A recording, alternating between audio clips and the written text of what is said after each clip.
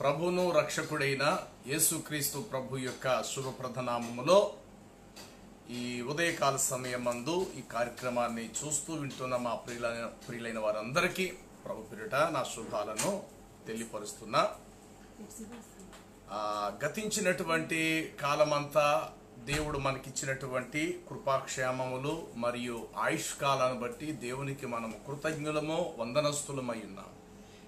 ప్రస్తుత పరిస్థితులను చూస్తుంటే మనం ఎన్నడూ ఊహించలేనివి ప్రపంచం మీదకి ముంచుకొచ్చినటువంటి ప్రతికూల పరిస్థితుల్లో మనము ఈ విధంగా సజీవులుగా ఉండి ముఖ్యంగా ఆరోగ్యవంతులమై ఉండి అన్నిటికంటే శ్రేష్టమైంది ప్రభువుని కలిగి ఉండటము.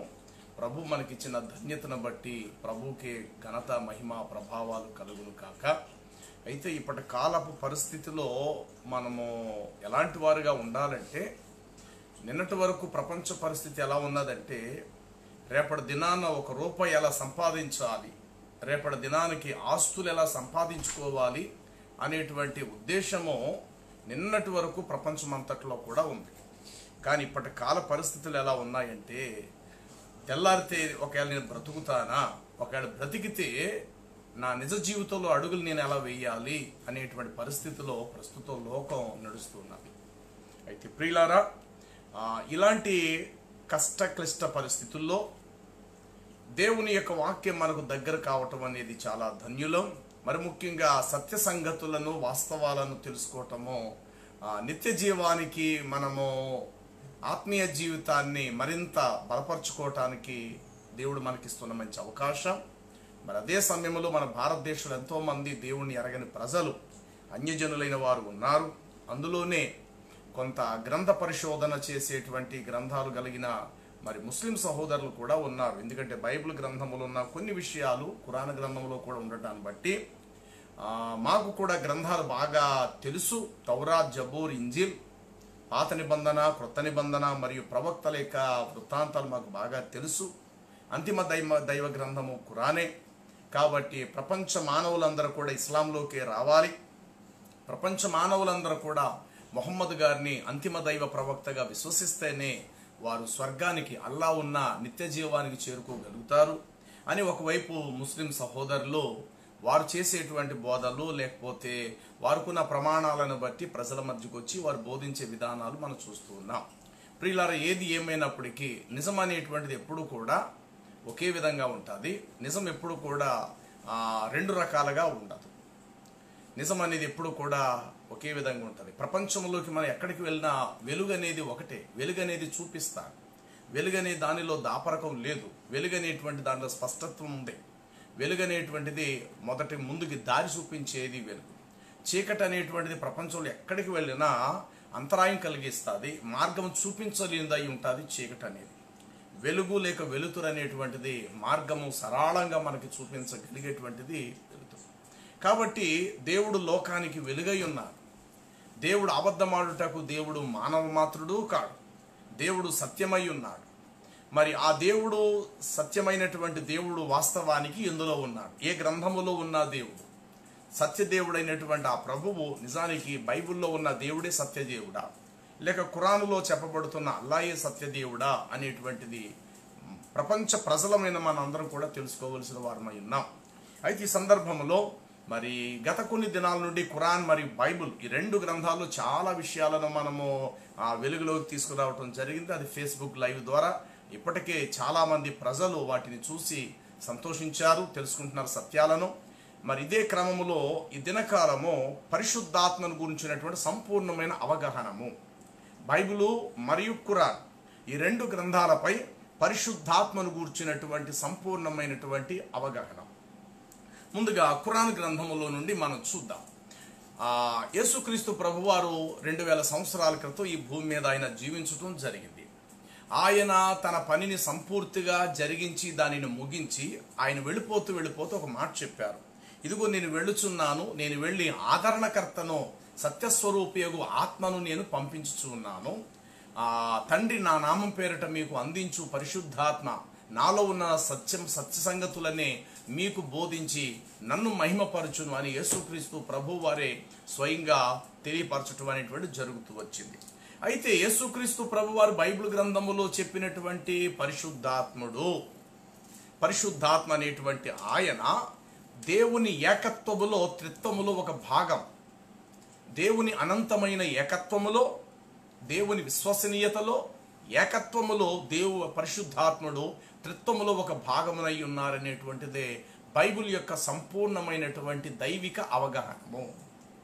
అయితే ఈ పరిశుద్ధాత్మను గురించినటువంటి అవగాహనము చాలా మంది ప్రజల్లో లేదు.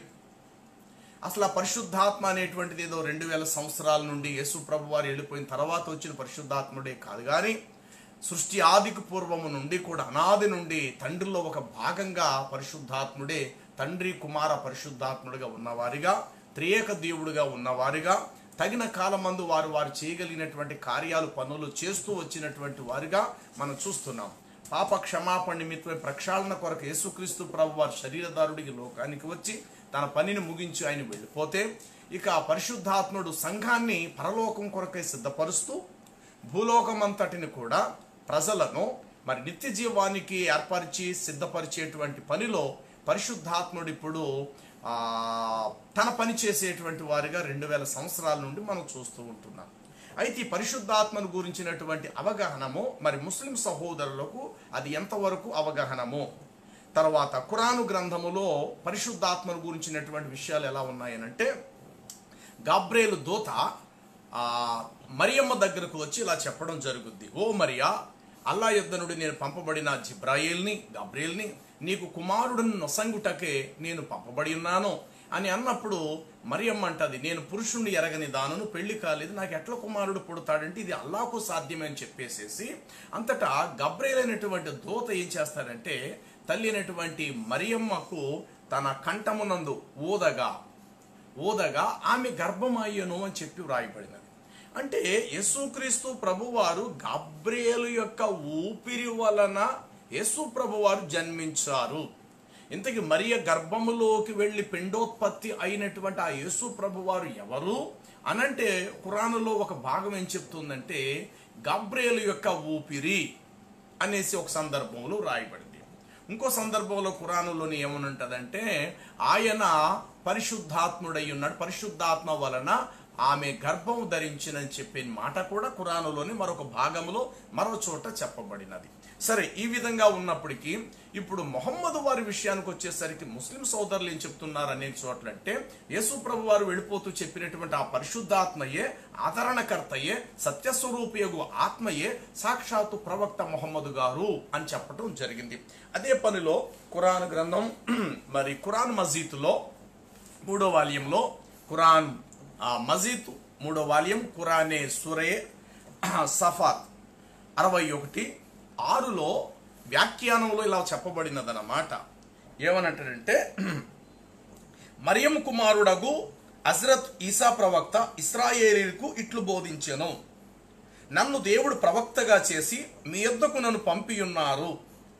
నాకు కూడా పూర్వము మూసా ప్రవక్తకు నొసంగింపబడిన తౌరాతు గ్రంథము సత్యమైనది అని పలుకుచు దానిని నేను సత్యపరచుచు ఉన్నాను.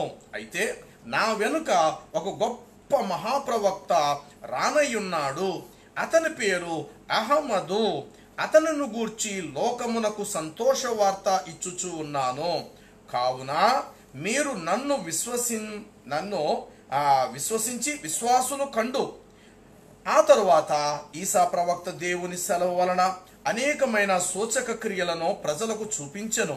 కానీ అనేకులు ఆయనను నమ్మక, నీవు చేయునది జాల విద్య తంత్రముగా ఉన్నది, మేము నిన్ను నమ్మము అని పలికిరి. అయితే ఈసా ప్రవక్త గారు తర్వాత వచ్చిన కట్టకడపటి హజ్రత్ పైగంబర్ల వారు మొహమ్మదు వారి పేరుని తెలియపరిచిరి.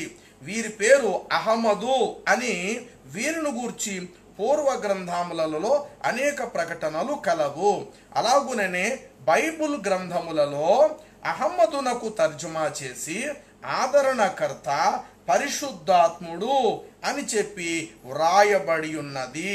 దీనిని గూర్చి యోహాను సువార్తలలోను పాత మరియు క్రొత్త నిబంధనలలో మొహమ్మదు యొక్క పరిశుద్ధాత్మను గురించి అనేక ప్రకటనలు కలవు. ఏమండి విషయాలన్నీ కూడా ఖురాను గ్రంథము, ఖురానులో ఈ విషయాలన్నీ కూడా తెలియపరచబడ్డాయి. ఇక్కడ కొంత ఖురాను వివరణిస్తే ఖురానికి ఆ వ్యాఖ్యానం కొందరు సహోదరులు, ముస్లిం సోదరులు వ్యాఖ్యానం చేస్తూ యేసువారు ఏదైతే నేను వెళ్ళి మీ మధ్యకు ఆదరణకర్తను పంపిస్తాను అని యేసువారు చెప్పి వెళ్ళిపోయారో ఆ ఆదరణకర్తే సాక్షాత్తు మొహమ్మద్ ప్రవక్త అని చెప్పేసి ఈ ఖురాను గ్రంథములో తెలియపరచడం జరిగింది. తర్వాత మొహమ్మద్ గారి యొక్క జీవిత చరిత్ర, జగత్ ప్రవక్త మొహమ్మద్ ప్రవక్త గారి యొక్క జీవిత చరిత్ర, ఆయన చనిపోయినటువంటి చివరి దశకు వచ్చినప్పుడు ఆయన చరిత్ర ఈ యొక్క గ్రంథములో ఇలాగూ తెలియపరచబడటం జరిగింది. అదేమిటంటే మొహమ్మద్ వారు మరణ అవస్థలో ఉన్నప్పుడు ఆయనకు కొంత బ్రతికించాలన్న ఆశతో తన ఇంటి వారు కొంత ఔషధం, మందు ఆ యొక్క బాగుపడాలని చెప్పేసి వారి నోటికి కొంత మందు ఔషధాన్ని అందించినప్పుడు దాన్ని కక్కేసుకునేవారట. ఆ విధంగా కక్కేసుకుంటే ఈ మందు నేను త్రాగలేకపోతున్నాను అనేసి నన్ను విడిచిపెట్టేయండి అనేసి కొన్ని సందర్భాల్లో మొహమ్మద్ వారు చెప్పడం జరిగింది. అలా చెప్తూ చివరికి ఇక్కడ ఏమంటారంటే మరొకసారి ఆయన ఒక సందర్భంలో తడి దుప్పటను, నీళ్లతో తడిచినటువంటి దుప్పటను తన ముఖం మీద వేసుకునేవారు.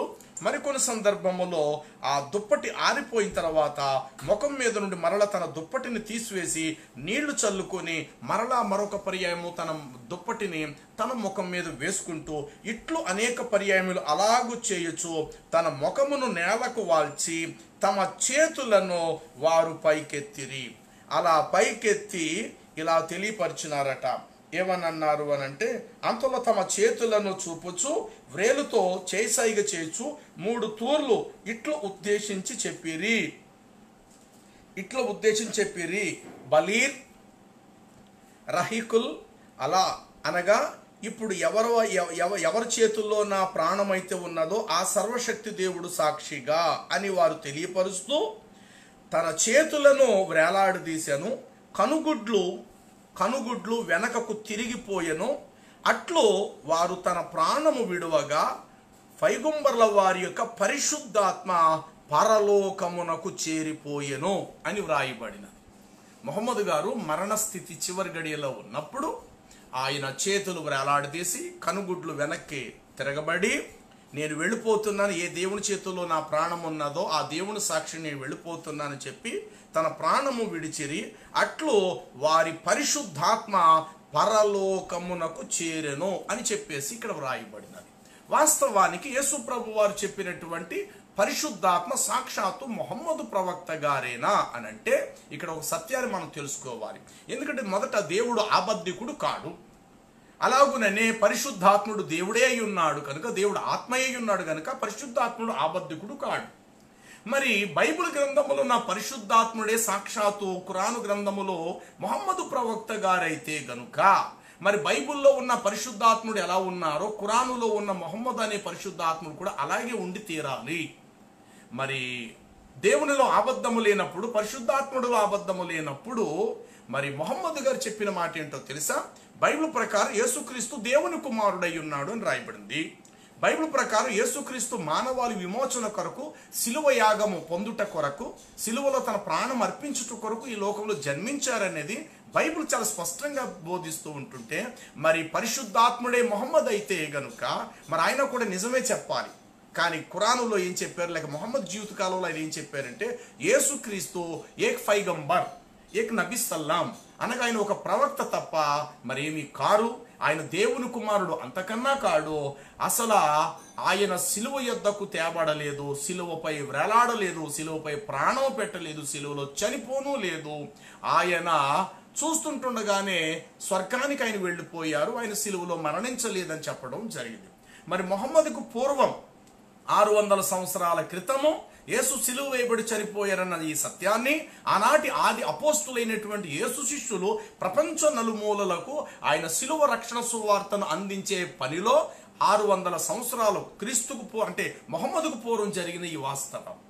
అయితే ఈ సిలువ సువార్త ప్రపంచమంతా విస్తరించిన తర్వాత 600 సంవత్సరాల తర్వాత పుట్టిన ఈ మొహమ్మద్ గారు అసలు యేసు సిలువే వేయబడలేదని, ఆయన సిలువ వేయబడి చనిపోయిన 600 సంవత్సరాల తర్వాత వచ్చిన ఈ మొహమ్మద్ గారు సిలువలో యేసుక్రీస్తు చనిపోలేదని చెప్పటం జరిగింది.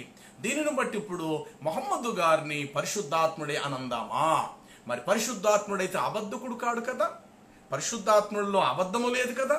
మరి పరిశుద్ధాత్ముడే మొహమ్మద్ గారు అయితే గనుక బైబిల్లో పరిశుద్ధాత్ముడు ఏం చెప్పారో ఖురానులో మొహమ్మదే పరిశుద్ధాత్ముడైతే ఖురానులో కూడా అలాగే చెప్పి తీరాలి.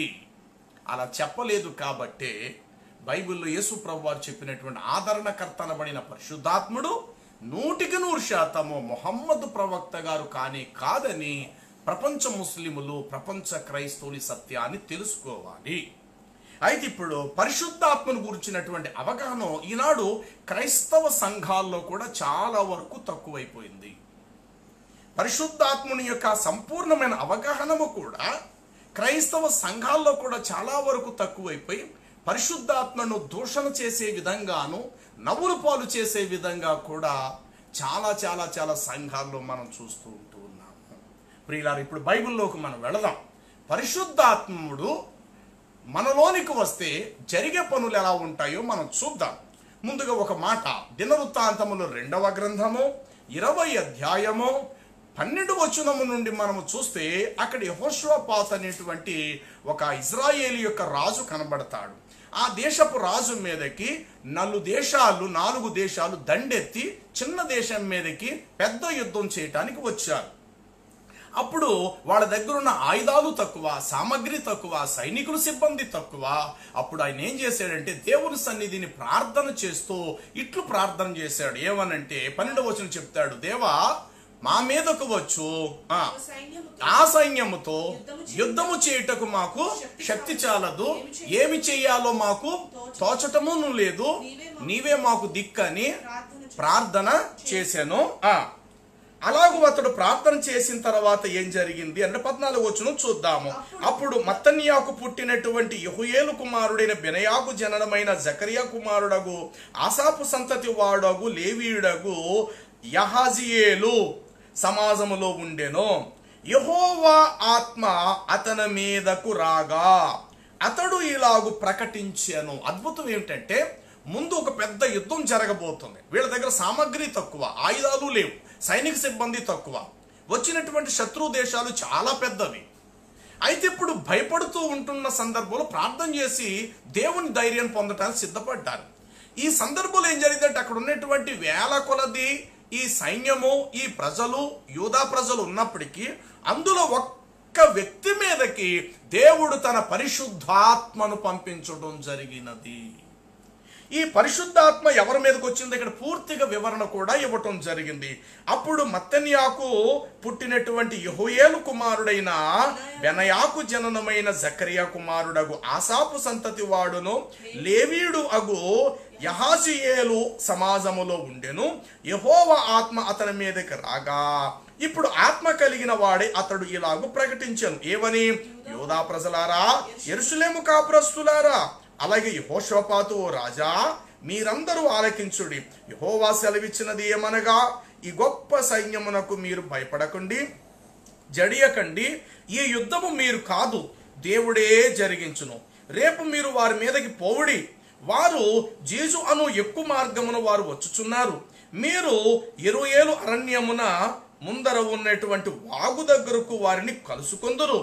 ఈ యుద్ధములో మీరు పోట్లాడవలసిన నిమిత్వము లేదు. చూసారా ప్రియులారా, జరగబోయేది పెద్ద యుద్ధం. అయితే ఇప్పుడు 2 అడుగులేస్తే యుద్ధం జరగబోతుంది. ఈలోగా దేవుని ఆత్మ ఒక మనుషుడి మీదకు వచ్చడంతో వెంటనే అతడు ఒక ప్రవచనాన్ని ప్రవచించాడు. ఏంటంటే ప్రవచనం అంటే ముందు జరగబోయే దానిని ముందుగా తెలియపరచటం, జరగబోయే దానిని ముందుగా తెలియపరిచే దానిని ప్రవచనము అని అంటారు. యేసుక్రీస్తు కోసం ప్రవచనాలు ఉన్నాయి. ఆయన కన్యకకు పుడతారు అనేది ఒక ప్రవచనం ఉంది. యెషయా గ్రంథం 7వ అధ్యాయంలో మనం చూస్తాము. అలాగే 9వ అధ్యాయం 6వ వచనంలో కూడా మనము చూస్తాము. అయితే ప్రవచనం అంటే జరగబోయేది ముందుగా చెప్పటమే ప్రవచనం అంటారు.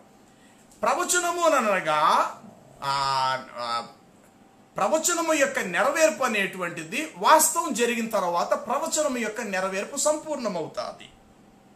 మొదటిగా ప్రవచనము అంటే జరగబోయేది, నెరవేర్పు అనేది జరిగిన తర్వాత గ్రహిస్తాం. ఎస్, అప్పుడు చెప్పారు, ఇప్పుడు అక్షరాల ఇలా జరిగింది అని అనుకుంటాం అన్నమాట. లేఖనం యొక్క నెరవేర్పు. అయితే ఇప్పుడు దేవుని ఆత్మీయతను మీదకి వచ్చి ఏం చెప్పాడు తెలుసా? వెంటనే అతడు, ఓ రాజా, ముందుకు వెళ్ళకండి, 1 నిమిషం ఆగండి అన్నాడు. అందరూ ఆగిపోయారు. యెహోవా ఆత్మ నాకు ఇలాగూ సెలవిచ్చుచున్నాడు అన్నాడు. వెంటనే రాజు అందరూ కూడా అక్కడ మోకరించినట్లు ఆయన వైపు అలా చూస్తూ ఉన్నారు. ప్రజలందరూ కూడా అలాగే చూస్తుంటుండగా ఆయన సెలవిచ్చిన మాట ఏంటి తెలుసా? యూదా ప్రజలారా, యెరూషలేములో కాపురం ఉన్న వారలారా, అలాగే యూదా రాజు అయిన యెహోషాపాతు, యెహోవా సెలవిచ్చుచున్న మాట ఏదనగా, ఇదిగో వారు అరణ్య మార్గము గుండా వస్తూ ఉన్నారు, వారిని రేపటి దినాన్ని మీరు ఎదుర్కోవడానికి వెళతారు. అయితే యుద్ధము మీరు చెయ్యరు, మీరు యుద్ధము చేయకుండగానే వచ్చిన వారందరూ కూడా దారి మధ్యలో హతులైపోయి ఉంటారు అని చెప్పాడండి. ఆయన అంటున్నప్పుడు ఇంకా జరగలేదు, మరుసటి రోజు జరగబోయే దానిని ముందు రోజే చెప్పేశారీనా. ఈ యొక్క ఆత్మ పొందుకున్న ఈ వ్యక్తి రేపటి దినాలు జరగబోయే విషయాన్ని ఆత్మ కలిగిన వాడై ముందుగా దానిని ప్రవచనాన్ని ప్రవచించాడు. ఆ రోజంతా గడిచిపోయింది. మరుసటి దినాన వెళ్ళవలసిన దారి కూడా చెప్పాడండి ఆయన. ఏమన్నా తెలుసా? రేపు వారి మీదకి పోవుడి, వారు జీజువను ఆ ఎక్కుడు మార్గముగా వారు వచ్చుచున్నారు. మీరు యెరూయేలు అరణ్యము ముందర ఉన్న వాగు దగ్గర వారిని మీరు కనుగొందురు. ఈ యుద్ధములో మీరు పోట్లాడవలసిన నిమిత్తము లేదు అనంటూ, లేదు యూదా వారలారా, యెరూషలేము ప్రజలారా, మీరు యుద్ధ పంక్తులు తీర్చి కేవలం నిలవబడి ఉండుడి. మీతో కూడా ఉన్న యెహోవా దయచేయు రక్షణ మీరు కన్నులారా చూచెదరు. భయపడకుడి, జడియకుడి, రేపు వారి మీదకు వెళ్ళుడి. అయితే యెహోవా మీతో కూడా ఉండును. అప్పుడు యెహోషాపాతు సాష్టాంగ నమస్కారము చేసెను. చూడండి, మీరు వెళ్తారు కానీ మీరు యుద్ధం చేయరు. మీరు చూస్తుండగా దేవుడు గొప్ప రక్షణ మీ కన్నులెదుట చూపిస్తాడు. యుద్ధం మీరు చేయరు, మీ చేతిలో మీ ఆయుధాలు చిన్నవి ఉంటాయి అలాగే, కానీ మీరు యుద్ధం చేయకుండానే వచ్చిన వారందరూ కూడా దారి మధ్యలో హతులైపోయి ఉంటారు అని చెప్పి, అప్పటి వరకు సామాన్యంగా ఉన్న ఈ వ్యక్తి మీదకు పరిశుద్ధాత్ముడు ఎప్పుడైతే దేవుని ఆత్మ దిగి వచ్చినదో అతడు ప్రవచనము చెప్పడం మొదలుపెట్ట. ప్రవచనం అంటే జరగబోయేదాన్ని ముందుగా చెప్పడం, రేపటి ఏం జరగబోతుందనేది ముందు రోజే చెప్పాడు. ఏమంటే ఇక్కడ దేవుని ఆత్మ కలిగిన ఈ వ్యక్తి ఏదైతే చెప్పారో, చెప్పింది పరిశుద్ధాత్మ నింపుదలతో చెప్పిన మాట కనుక ఇతడు చెప్పినట్లుగానే మరుసటి దినాన్ని యెహోషాపాతు చేతి కింద ఉన్న కొంతమంది సైనికులు కలిసి వారు ముందుకు వెళ్లేసరికి ఏం జరిగిందంటే, యుద్ధం చేయాలని వచ్చిన వారిలో వారికి యుద్ధం జరిగి ఒకరి మాట ఒకరు పొత్తు కుదరక ఒకరిని ఒకరు పొడుచుకొని దారి మధ్యలో అంతా కూడా కుప్పలుగా శవాలు పెంటవలే పడిపోయి ఉన్నవి. అంటే ముందు రోజు ఇక్కడ ఈ సమాజంలో ఉన్న ఒక వ్యక్తి మీదకి దేవుని ఆత్మ వచ్చుట వలన అతడు ఏది చెప్పాడో ప్రవచనము మరుసటి దినాన అక్షరాల అదే జరిగినది. ఇది దేవుని ఆత్మ నింపుదల కలిగిన వ్యక్తి చెప్పినప్పుడు జరిగే అద్భుతము. అందుకు హోలీ స్పిరిట్, పరిశుద్ధాత్ముడు అనేది క్రీస్తును కలిగినటువంటి సంఘము పైన, సంఘ విశ్వాసులకు దేవుడు అనుగ్రహించిన వరము పరిశుద్ధాత్మ. ఈ పరిశుద్ధాత్మ గురించి బైబిల్లో ఇంకేం చెప్పబడిందంటే, ప్రభువైన యేసుక్రీస్తు నామమున మీరు బాప్తిస్మం పొందుడి, అప్పుడు పరిశుద్ధాత్మ అనేటువంటి వరమును మీరు పొందుదురు అని చెప్పేసి కూడా బైబిల్ గ్రంథములో క్లియర్గా చెప్పబడినది.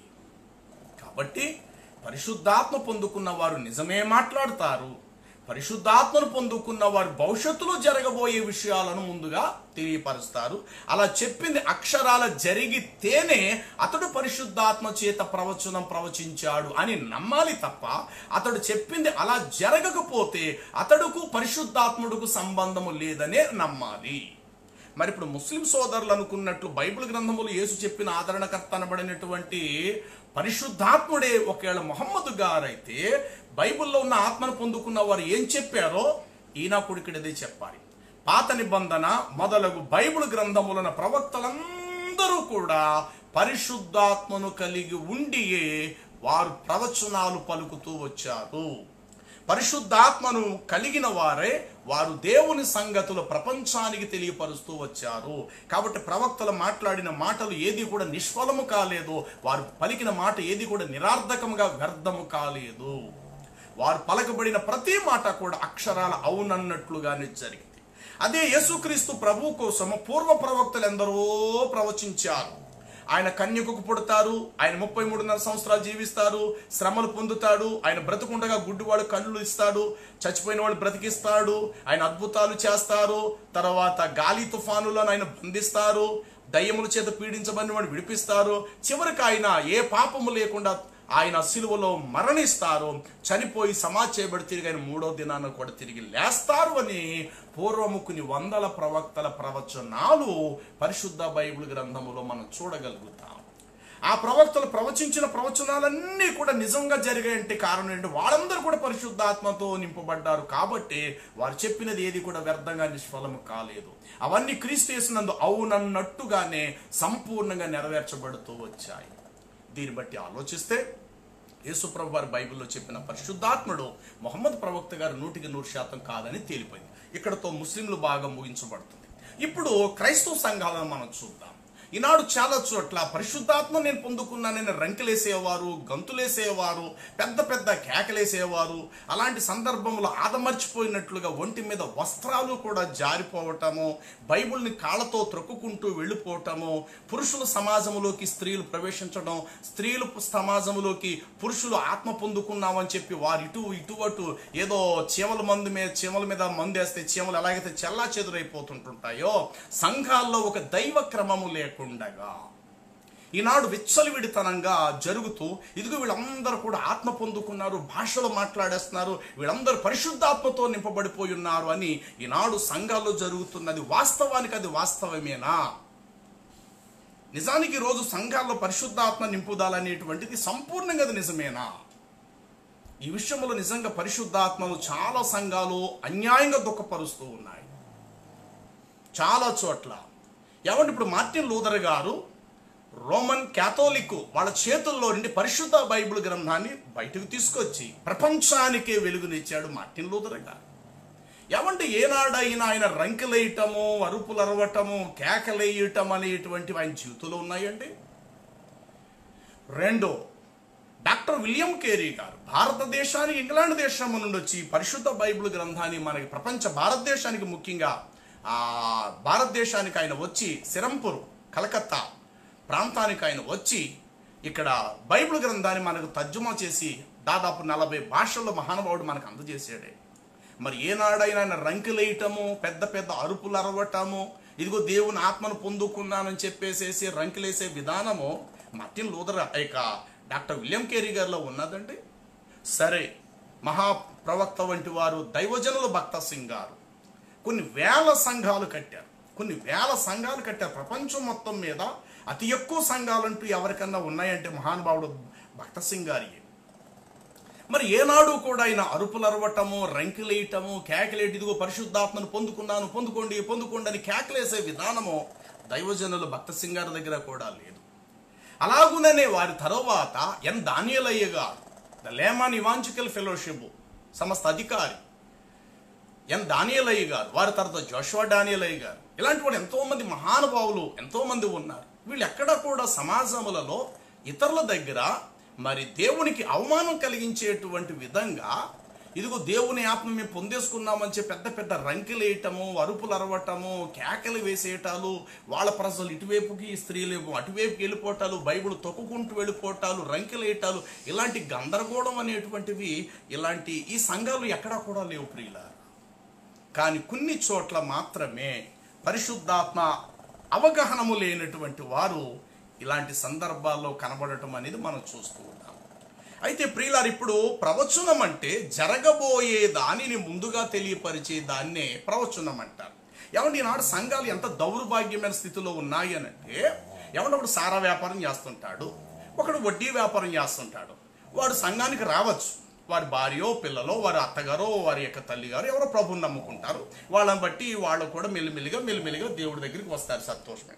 సారా వ్యాపారం మానరు, వడ్డీ వ్యాపారం మానరు, వీళ్ళ కోసం ప్రవచనాలు చెప్తుంటారు సంఘాల్లో. ఏమంటాడు? అప్పటికే వాడికి 2 కార్లు ఉన్నాయి, ప్రవచనం చెప్తారు. దేవుడు నాకు చెప్తున్నాడు, బిడ్డ నీకు 3వ కారుని దేవుడు నీకు ఒక తెల్ల కారుని దేవుడు నీకు ఇవ్వబోతున్నట్లుగా దేవుడు నాకు చూపించేశాడు, దేవుడు నాకు తెలియపరుస్తున్నాడు, మీకు కొత్త కారు ఇవ్వబోతున్నాడు అనేటప్పటికి వీడి చేతులు అబ్బో దేవుడు ఎంత గొప్పవాడు, మమ్మల్ని చాలా గొప్పగా దీవించబోతున్నాడు అని చెప్పేసి ధారాళమైనటువంటి కానుకలను విరాళంగా వాళ్ళకి ఇవ్వటం జరుగుతుంది. వడ్డీ వ్యాపారం చేసేవాడు వడ్డీ వ్యాపారం మానడు, వాళ్ళ కోసం ప్రవచనాలు చెప్తారు. రాబోయే రోజుల్లో మీరు ఒక పెద్ద ఇల్లు కొనబోతున్నారు, లేకపోతే పెద్ద భవనం మీరు కట్టించబోతున్నారు, మీ పాప పెళ్లి చాలా గ్రాండ్గా చేయబోతున్నారు, దేవుడు నాకు చూపించేశాడు, మీ అబ్బాయిని విదేశాల్లో చదివించబోతున్నారని దేవుడు నాకు చూపించేశాడు. ఏమంటే ఇప్పుడు ప్రవచనం అనేది సంఘక్షేమాభివృద్ధి కొరకై ఉండాలి. ఎవడో దారిపోయే దౌర్భాగ్యుడి కోసం కాదు ప్రవచనాలు అనేది, ఎవడో తాగుబోతుడు కోసం కాదు. జరగబోయేది తెలియపరచటం అనేటువంటిది సంఘక్షేమాభివృద్ధి, క్రీస్తు స్వరక్తం ఇచ్చి సంపాదించిన సంఘానికి సంబంధించిందై ఉండాలి ఏదైనా ప్రవచనం ఉన్నది అని అంటే.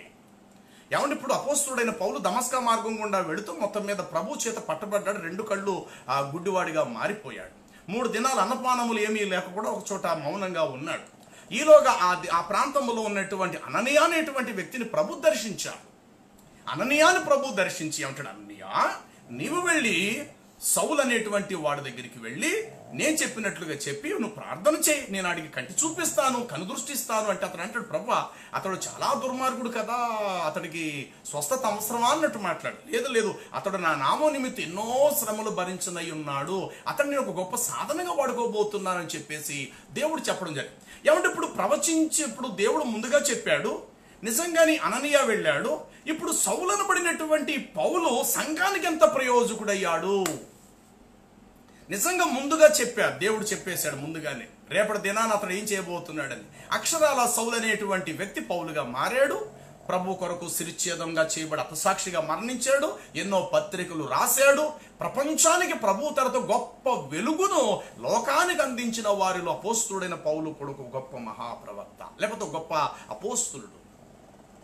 అయితే ఇప్పుడు నువ్వు 2వ కారు కొనుక్కుంటావు, నువ్వు 3వ కారు కొనుక్కోబోతున్నావు, దేవుడు నాకు చూపించి ఏమన్నాడు, కారు వల్ల ఎవరికంటే ఉపయోగమో, వాడి ఇంటి మీద 3వ స్లాబ్ వేసుకుంటే ఎవడికి కావాలా, 4వ స్లాబ్ వేసుకుంటే ఎవడికి కావాలా, నీ పిల్లలు పెద్ద గ్రాండ్గా పెళ్లి చేయబోతున్నావు, కుమారుడా నీ కుమార్తెకు గొప్ప గ్రాండ్గా పెళ్లి చేయబోతున్నావు, దేవుడు నాకు చూపిస్తున్నాడు అని అంటారే, ఇవన్నీ 100% దౌర్భాగ్యమైన మాటలే. కేవలం దేవుని ఆత్మను పొందుకున్నానని చెప్పి సంఘాలను పాడు చేయటం, దేవుని పరిశుద్ధాత్మను గురించి సంపూర్ణమైన అవగాహన లేకుండా 4 రూపాయి డబ్బులు సంపాదించటం కొరకే పలికే మాటలే. ప్రవచనం ఏదైనా ఉన్నదంటే మనుషుల కొరకు ఉండదు, ప్రవచనం ఏదైనా ఒకవేళ ఉన్నది అని అంటే అది సంఘక్షేమాభివృద్ధి కొరకై ఉండాలి, దేవుని సంఘం కొరకై ఉండాలి, సంఘక్షేమాభివృద్ధి కొరకై ఉండాలి తప్ప. ఏమంటే నువ్వు ఇల్లు కట్టుకుంటే ఎవడికి, కట్టుకోబోతే ఎవడికి. ఇప్పుడు దేవుణ్ణి ఎరగని అన్యజనులు ఉన్నారు భూమి మీద, వారు 10 స్లాబ్లు వేసుకొని 10 అంతస్తుల బిల్డింగ్ కట్టుకునే వాళ్ళు ఉన్నారు, వాడికి ఎవడు ప్రవచించాడండి? వాళ్ళకి కూడా పిల్లలు పుడుతున్నారు, దేవుడు నాకు చూపిస్తున్నాడు, నీకు గొప్ప మగబిడ్డని ఇవ్వబోతున్నాడు, ఇదిగో దేవుని ఆత్మ నాతో చెప్తున్నది. మరి మిగతా వాళ్ళకి మగపిల్లల్ని ఎవరు ఇస్తున్నారు? వాళ్ళకి ఎవరండి ప్రవచనాలు చెప్పింది? దేవుని ఎరగని వారు ఉన్నారు, ప్రభు అంటే అసలు ఇష్టపడని వారు ఉన్నారు, బైబిల్ ఇస్తే చింపేస్తారు కూడా వాళ్ళు, దేవుని మాటలు అంటే అస్సలు ఇష్టపడరు కూడా. అలాంటి వాళ్ళు కూడా భూమి మీద ఉన్నారు కదా. మరి వాళ్ళకి పిల్లలు పుడుతున్నారు, వారికి చక్కని పెళ్లిళ్ళు అవుతున్నాయి, వారికి ఉద్యోగాలు వస్తున్నాయి, వారు ఇల్లులు కట్టుకుంటున్నారు, వాళ్ళు పెద్ద పెద్ద వ్యాపారాలు చేసుకుంటున్నారు, వారు కార్లు కొనుక్కుంటున్నారు, బిల్డింగ్లు కట్టుకుంటున్నారు కదా. మరి వాళ్ళకి ఎవరు ప్రవచనాలు చెప్తే వాళ్ళు అంతగా ఎదిగిపోయారు వాళ్ళు? ఈనాడు క్రైస్తవ సంఘాల్లో జరిగేటువంటి చాలా, అన్ని సంఘాలు కాదు, కొన్ని సంఘాలు ఇలాంటి దుర్మార్గ వైఖరికి పాల్పడుతూ ఉన్నారు. దేవుని ఆత్మ నేను పొందుకున్నాను, దేవుని ఆత్మ నాతో దేవుడు ఇలా చెప్తున్నాడు, ఇదిగో నువ్వు ఒక పెద్ద కారు కొనుక్కోబోతున్నావు. ఏమంటే కారు కొనుక్కుంటే ఎవడే, కొనుక్కోపోతే ఎవడికి? ప్రవచనము సంఘానికి సంబంధించేదై ఉండాలి, సంఘ క్షేమాభివృద్ధిని కలిగించేదై ఉండాలి. సారా వ్యాపారం వాడు మానడు, కానీ వాడు కారు కొనుక్కుంటాడని ప్రవచిస్తాడు. వాడు వడ్డీ వ్యాపారం మానడు, నీ కూతురు గ్రాండ్గా పెళ్లి చేస్తావని ప్రవచిస్తుంటాడు. ఏమండి ఇవన్నీ కూడా ఏంటంటే 100% ప్రజల దగ్గర మెప్పు పొందటం కొరకు, ప్రజల దగ్గర 4 రూపాయి డబ్బులు గడించటం కొరకు కుయుక్తిగా ఆలోచించే ప్లాన్లు ఇవన్నీ. వీళ్ళైతే పరిశుద్ధాత్మను పొందుకున్న వారు కాదు. చూడండి యెహెజ్కేలు గ్రంథము 13వ అధ్యాయం 1వ మాట నుండి మనం గమనిస్తే అక్కడ దేవుని వాక్యం ఇలా వ్రాయబడి ఉంటుంది. యెహెజ్కేలు గ్రంథం 13వ అధ్యాయం 1వ వచనం నుండి, మరియు యెహోవా వాక్కు నాకు ప్రత్యక్షం ఇలా సెలవిచ్చెను, నరపుత్రుడా ప్రవచించుచున్న ఇశ్రాయేలీయుల యొక్క ప్రవక్తలను అబద్ధ ప్రవక్తలను గూర్చి విరోధముగా నీవు కూడా ప్రవచించి మనస్సు వచ్చినట్లు ప్రవచించు వారితో నీవు కూడా ఇలాగూ చెప్పుము. యెహోవా మాట ఆలకించుడి. ప్రభువైన యెహోవా సెలవిచ్చుచున్నదేమనగా, దర్శనము ఏమియు కలగకపోయినను తమ సొంత స్వబుద్ధిని అనుసరించుచు అవివేక ప్రజలు ప్రవక్తలను గూర్చి శ్రమ. ఇశ్రాయేలీయులారా, ఈ ప్రవక్తలు పాడైన స్థలములలో ఉండు నక్కలతో సాటి అయి ఉన్నారు. యెహోవా దినమున ఇశ్రాయేలీయులు నిలుచున్నట్లు మీరు గోడలలోని ఉన్న బీటల దగ్గర మీరు నిలవరు, ప్రాకారములను ఇట్టపరచరు. వారు వ్యర్థమైన దర్శనములను చూచుచు అబద్ధములను చూచి యెహోవా తమను పంపకపోయినను చెప్పిన మాట స్థిరమని నమ్మునట్లు ఇదే యెహోవా వాక్కని చెప్పుదురు. ఎంత దౌర్భాగ్యం అండి. ఆనాడు ఉన్నారు, ఈనాడు కూడా ఉన్నారు సంఘాల్లో. దేవుడు వారికి చెప్పకపోయినా, దేవుడు వారిని పంపకపోయినా ఇది యెహోవా సెలవిచ్చున్నాడు, ఇదిగో దేవుడు ఇలా చేసేపోతున్నాడు, దేవుడు అలా చేసేపోతున్నాడు, దేవుడు నీకు ఇది ఇచ్చేపోతున్నాడు, దేవుడు నీకు అది ఇచ్చేపోతూ ఉన్నాడండి. ఎవరండి వీళ్ళందరూ కూడా? వీళ్ళందరూ ఎవరండి? యేసు ప్రభు వారు తన శిష్యులకు చెప్పారు ఏమనంటే, రోగులైన వారి యొద్దకు వెళ్ళి ప్రభువు నా నామం పేరుట నూనె రాసి ప్రార్థించండి అని మార్కు సువార్తలో ప్రభు చెప్పారు. ఇదే మాట మరలా మనం చూస్తాము, యాకోబు పత్రికలో కూడా ఉంటది. మీలో ఎవడైనా రోగి అయిన ఎడల సంఘమంతా వెళ్ళి అతని కొరకు నూనె రాసి ప్రార్థించిన ఎడల విశ్వాస సహితమైన ప్రార్థన రోగిని బాగు చేయని. ఒక విషయం, యేసు ప్రభు వారు ఎవరికి నూనె రాసి ప్రార్థించాడండి? ఆయన యేసు ప్రభు వారి కాలములో సాక్షాత్తు యేసు ప్రభు వారు ఎవరికి నూనె రాసి ప్రార్థించాల. అయితే మనకు మాత్రం ఎందుకు ఇచ్చాడు అవకాశము అనంటే, యేసు ప్రభు అంతటి గొప్పవారం అయితే మనం కాదు. ఆయన సాక్షాత్తు దేవుడు, మానవ స్వరూపుడిగా ఉన్నాడు. ఆయన అవునంటే అవును, కాదంటే కాదు. కానీ మనం మానవ మాత్రం. అయితే ఒక రోగి దగ్గరికి మనం వెళ్ళినప్పుడు అవతల వాడిలో ఒక విశ్వాస క్రియ అనేది కనుపరచాలి. ఒక నూనె అనేటువంటి దాన్ని తీసుకువెళ్ళి ప్రభు చెప్పారయ్యా నీకు రాసి ప్రార్థన చేయమని ప్రభు చెప్పారు. వాగ్దానం ఉంది బైబిల్లో, రోగి యొద్దకు మీరు వెళ్ళినప్పుడు నా నామం పేరిట నూనె రాసి ప్రార్థన చేస్తే రోగి స్వస్థపరచబడును అని రాయబడింది. ఇదిగో నూనె పట్టుకోవచ్చు అన్నప్పుడు అవతల వాడిలో ఒక విశ్వాసం కలగచ్చు. అవును, ఇప్పటి వరకు ఎన్నో గుళ్ళు గోపురాలు తిరిగి నేను తావీజులు మంత్రాలు యంత్రాలు కట్టించుకున్నాను, ఏది నా వల్ల కాలేదు. ఇదిగో నా భార్య వెళుతున్నా ఆ చర్చిలో ఉన్న పాస్టర్ గారు మరి కొంతమంది పెద్దలు వచ్చి నాకు ప్రార్థన చేస్తున్నారని చెప్పేసి వాడు చేసిన తప్పును క్షమాపణ పొందొచ్చు.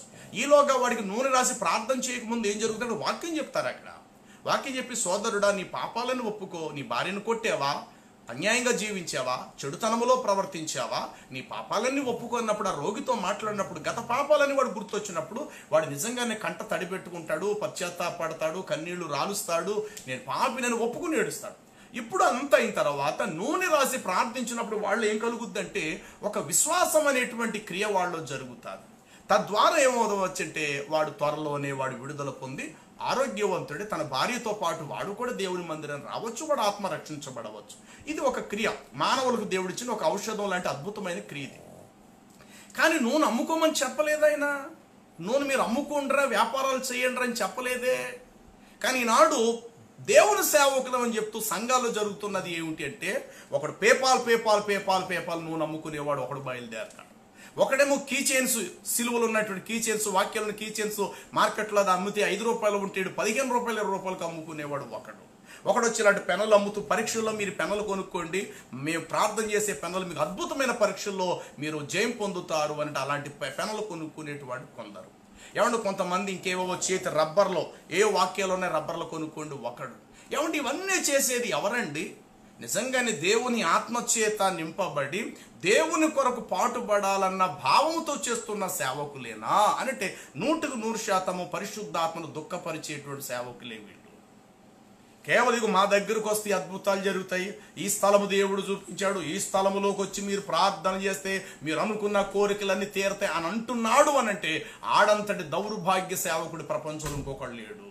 ఎందుకంటే సమస్త భూమి దేవుని పాదపీఠం. ఏ స్థలములోను ప్రార్థన చేసినా ఆయన నేను ఉన్నాను అని నీకు సమాధానం ఇస్తాడు. అంతపై ఈ స్థలము దేవుడికి వద్దట, పలానా స్థలంలోకి వెళ్ళి ప్రార్థన చేస్తే దేవుడు అక్కడ మాత్రమే అంగీకరిస్తాడన్న మాట 100% అబద్ధం. మందిరానికి ఎందుకు వెళ్ళాలి అని అంటే అక్కడ వాక్యం చెప్పే సేవకుడు ఉన్నాడు, అక్కడ వాక్యం దొరుకుతుంది కనుక సమాజముగా వాక్యము దొరుకు స్థలానికి వెళ్ళటం అనేది న్యాయం. కానీ ఆ స్థలమే అద్భుతము, ఆ స్థలం ఎంతో పవిత్రమైనది, ఈ స్థలములో దేవుడు వచ్చి అడుగు పెట్టాడు కాబట్టి ఈ స్థలము పుణ్యభూమి అని ఎవడైతే వాగుతాడో చెప్తాడో అలాంటి సేవకుడు 100% అబద్ధం. ప్రజల దగ్గర కమర్షియల్ 4 రూపాయి డబ్బులు సంపాదించడానికి వాడు చేస్తున్న పని. ప్రభు ఏం చెప్పారు? ఎక్కడ 2-3 నా నామమును ఏకీభవించి ప్రార్థిస్తారో వారి మధ్యలో నేను ఉంటానని ప్రభు చెప్పారే తప్ప పలానా స్థలంలో నేను ఉంటాను అక్కడికి వెళ్ళి మీరు ప్రార్థించండి చెప్పలేదు. అందుకే దౌర్భాగ్య స్థితి ఈ రోజు కూడా క్రైస్తవ సంఘాల్లో యెరూషలేముకి వెళ్ళి తగలడేవాడు చాలా మంది ఉన్నారు. అండ్ యెరూషలేం వెళ్తే మాత్రం రాళ్ళు లేవా, చెట్లు లేవా, పుట్టలు లేవా, అక్కడ మట్టి లేదా, అక్కడ నీళ్ళు లేవా, అక్కడ మనుషులు లేదా, అక్కడ పాపం లేదా? యెరూషలేములో ఏమైనా పవిత్రత ఉందా ఈరోజు? యెరూషలేములో దుర్మార్గత లేవా? అక్కడ బాంబులు వేసుకొని చచ్చిపోవటం లేదా? యెరూషలేములో యుద్ధాలు జరగట్లేదా? యెరూషలేములో రక్తపుటేరులు పారట్లేదా? యెరూషలేములో దొంగతనాలు జరగవా? అంటే యేసుప్రభు భూమి మీదకి రావాలి కాబట్టి యెరూషలేం అనే ఒక ప్రాంతాన్ని ఎన్నుకున్నారు కనుక ఆయన ఆ ప్రాంతంలో జన్మించారు, తన కర్తవ్యాన్ని పనిని ముగించి ఆయన వెళ్ళిపోయారు. ఇప్పుడు సర్వభూమి అని పాదపీఠమే, కానీ ఒక స్థలాన్ని కేటాయించి, ఒక ప్రదేశాన్ని, ఒక భూమిని కేటాయించి ఇది అద్భుతం అన్న మాట అన్నాడంటే వాడంతటి అన్యాయస్తుడైనటువంటి సేవకుడు ప్రపంచంలో మరి ఎవరు కూడా ఉంటారు. కాబట్టి ఈనాడు చాలా దుర్మార్గత జరుగుతుంది. దర్శనమేమీ కలగకపోయినా యెహోవా నన్ను దర్శించెను, నాకు దేవుడిలా ఎవరి దర్శనము 2 రకాలు ఉంటాయి. ఒకటి స్వయంగా మరియ దగ్గరకు గబ్రియేలు దూత వచ్చి స్వయంగా మనిషి మాట్లాడుకున్నట్లు మాట్లాడు, దీనిని దర్శనం అని చెప్పాలి. చూడండి, సంఖ్యాకాండ 12వ అధ్యాయం 5వ వచనాన్ని మనం గమనిస్తే అక్కడ దేవుని యొక్క వాక్యములో ఇలా వ్రాయబడి ఉంటుంది. యెహోవా మేఘస్తంభములో నుండి వారి మధ్యకు దిగి ప్రత్యక్ష గుడారము యొక్క ద్వారము యొద్ద నిలిచి అహరోను మిరియాములను పిలిచెను. వారిద్దరు దేవుని యొద్దకు రాగా ఆయన ఈ మాటలు వినుడి, మీలో ఎవడైనా ఒకవేళ ప్రవక్త ఉన్న ఎడల యెహోవానగు నేను దర్శనమే ఇచ్చి అతడు నన్ను తెలుసుకొనున్నట్లు కలలో నేను అతనితో మాట్లాడు. అంటే కలలో దర్శనం, కలలో దేవుడు దగ్గరకు వచ్చినట్లు, కలలో దేవుడు చేయి చాపినట్లు, కలలో దేవుడు మన చెయ్యి తన చేత్తో మనం పట్టుకున్నట్లు ఇది కలలో చూపించచ్చు. పులుకుపడి మనం లెగుస్తాము, లేచేసరికి ఏముండదు, ఎవరి నిద్దట్లో వాళ్ళు ఉంటారు. ఓహో, దేవుడు నాతో కలలో మాట్లాడా కావచ్చు. ఈ విధంగా దేవుడు దర్శనం అంటే కలలో దర్శనం ఇచ్చంటే తను ప్రత్యక్షత పరచుకోవడమే దర్శనం. ఆ విధంగా దేవుడు మాట్లాడతాడు. తర్వాత 2వ వచనం కిందకి వెళదాము. నన్ను తెలుసుకున్నట్లు నేను అతను కలతో మాట్లాడేదాను, అయితే నా సేవకుడైన మోషే అలాంటి వాడు కాడు, అతడు నా ఇల్లంతటిలో నమ్మకమైన వాడు. కాబట్టి నేను గూఢభావంతో కాకుండా దర్శనమిచ్చి ముఖాముఖిగా అతనితో మాట్లాడుదును, అతడు యెహోవా స్వరూపమును నిదానించి చూచును. ఏమండి, ఎంత అద్భుతం అండి! 2 దర్శనాలు. ఒకటి కలలో దర్శనమిచ్చి వారితో మాట్లాడతాను అన్నాడు దేవుడు. కాబట్టి కలలో మనం ఎక్కడికొక ఊరు వెళ్ళినట్టు ఉంటుంది, ఎవరో ఒక మనిషి వచ్చి మళ్ళీ చేపట్టుకుని ఊబలో దిగిపోతున్న మళ్ళీ పైకి లేపినట్లు ఉంటుంది. ఇది జరగచ్చు కలలో. ఓకే. రెండవది ఏంటట, స్వయంగా మనిషిగా వచ్చి నిలబడి మాట్లాడుతున్నట్టు ఉంటుంది. ఎవరి దేవదూత చెరసాల్లో ఉన్న పేతురు దగ్గర స్వయంగా వెళ్ళిపోయి అతని చేతుకున్న సంఖ్యలను తీసి అతను చేపట్టుకుని బయటకంటే తీసుకొచ్చేసాడు. వస్తూ ఉంటుండగా ప్రాకారంలో గేట్లు దద్దద్దను పడిపోవటము, ఆ దేవుని దూత పేతుర్ని ఆ చెరసాల్లో నుండి బయటకు తీసుకొని రావటం జరుగుతుంది. అలాగే మరియ తన ఇంట్లో ఆ యొక్క నజరేతులోని తన ఇంట్లో ఉంటుండగా గబ్రియేలు దూత ఆ దర్శనమందు ఆ యొక్క మరియ కనబడి, దయాప్రాప్తురాలా నీకు శుభము, ఇదిగో ప్రభు సముఖం ముందు గబ్రియేలు దూత నీ దగ్గరకు వచ్చాను అని స్వయంగా మాట్లాడడం జరిగింది. అలాగుననే జకరియా అతి పరిశుద్ధ స్థలములోకి దేవాలయంలోకి వెళ్ళినప్పుడు ఆ బలిపీఠం దగ్గర ఆ యొక్క దేవుని యొక్క గబ్రియేలు దూత ప్రత్యక్షమే, ఓ జకరియా భయపడక, నీ భార్య అనేటువంటి ఎలిజబెత్ గర్భవతి కుమారుని కంటదని చెప్పేసి మాట్లాడడం జరిగింది. ఏమంటే ఆనాటి భక్తులకు అలా జరుగుతుంటే మరి ఈనాడు పరిస్థితులు ఎలా ఉన్నాయో తెలుసండి. దర్శనమేమీ కలగకపోయినను యెహోవా నాకు ఇలా, ఏమండి ఒకడు మేసాలకు మూతులకి రంగులు వేసుకుంటుంటాడు, దేవుడు నాకు దర్శనం ఇచ్చాడు అంటాడు. ఎలా నమ్మాలండి వీడిని? దేవుడి కొరకు వాడిలో ఏ విధమైన నిడారంబరత్వం ఉన్నదండి?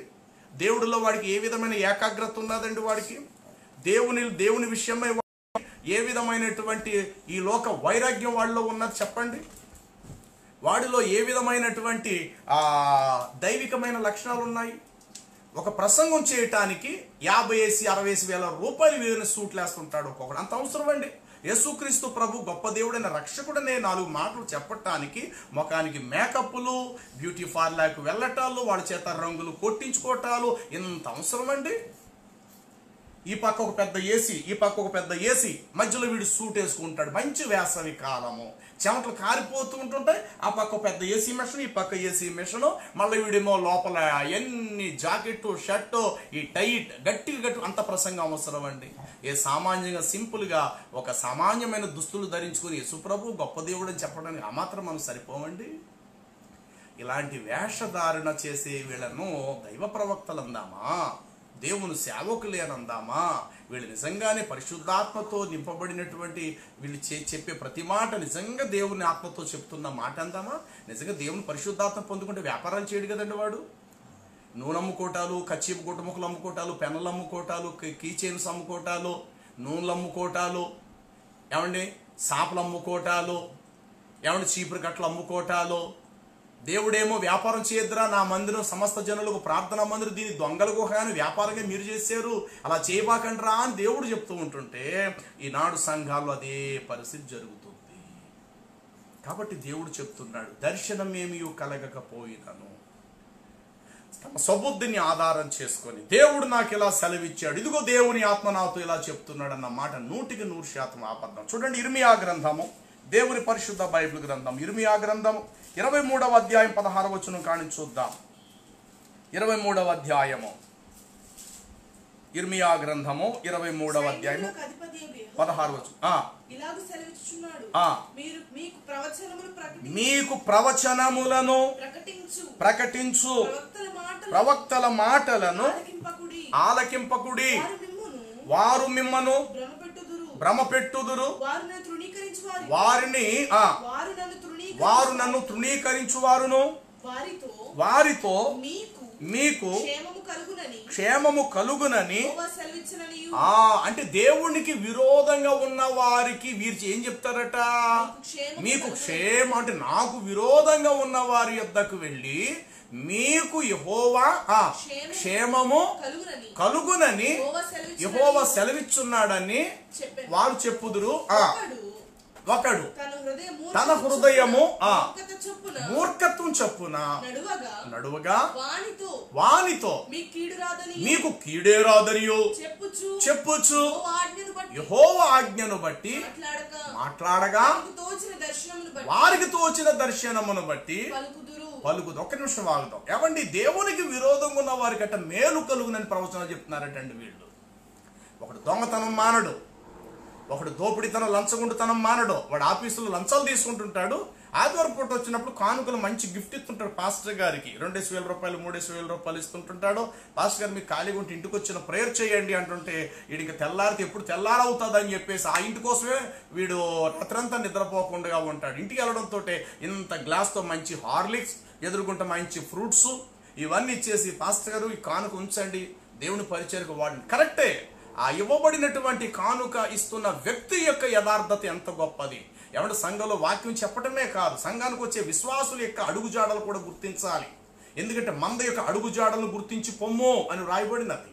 కాబట్టి వారి వ్యక్తిగతంగా వారి జీవితాలు ఎలా ఉంటున్నారు, వారు చేసేటువంటి ఉద్యోగం ధర్మం ఎంత, వారికి వచ్చే జీతం ఎంత, ఇంట్లో వారు లగ్జరీగా జీవిస్తున్నారంటే ఎక్కడి నుంచి ఆదాయం కలిసి వస్తుందో వీళ్ళకి ఆ మాత్రం గ్రహించద్దండి. సేవకుడు అన్నవాడు వాడు నెలకేమో 25,000 రూపాయలు శాలరీ గలవాడా, BMW కారులో వెళ్తున్నాడా, వాడు ఎక్కడి నుంచి వచ్చేసిందండి ఈ డబ్బు?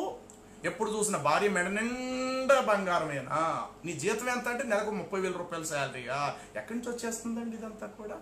కనీసం గ్రహించద్దా సేవకుడు అన్నవాడు? ఏదో కానుకిచ్చేస్తే సరిపోయిందా? వాడు ఆత్మను సరిచేయాలి కదా, వాడిని నిత్య జీవానికి సిద్ధపరచాలి కదా, ఖండించాలి, బుద్ధి చెప్పాలి, హెచ్చరించాలి.